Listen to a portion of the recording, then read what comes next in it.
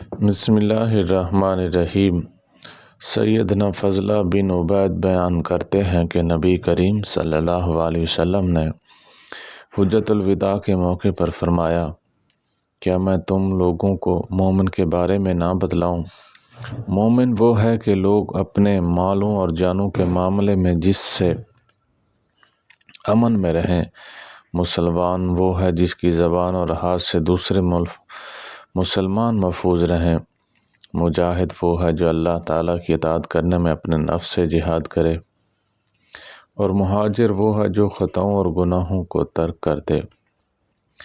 سیدنا عبداللہ بن عمرو بن عاص سے مروی ہے کہ نبی کریم صلی اللہ علیہ وسلم نے فرمایا، کیا تم جانتے ہو کہ مسلمان کون ہے؟ انہوں نے کہا، اللہ اور اس کا رسول ہی بہتر جانتے ہیں۔ آپ صلی اللہ علیہ وسلم نے فرمایا، مسلمان وہ ہے جس کی زبان اور ہاتھ سے دوسرے مسلمان محفوظ رہیں۔ آپ صلی اللہ علیہ وسلم نے فرمایا، کیا تم جانتے ہو کہ مومن کون ہوتا ہے؟ انہوں نے کہا، اللہ اور اس کا رسول ہی بہتر جانتے ہیں۔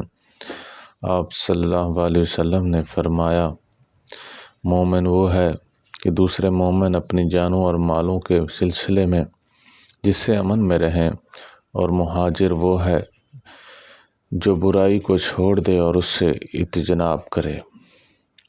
سیدنا ابو ہریرہ سے مروی ہے کہ ایک آدمی نبی کریم صلی اللہ علیہ وسلم کے پاس آیا اور کہا، اے اللہ کے رسول، میرے نفس میں بعض باتیں ایسی آ جاتی ہیں کہ مجھے آسمان سے گرنا اس سے زیادہ اچھا لگتا ہے کہ میں ان کے ساتھ کلام کروں۔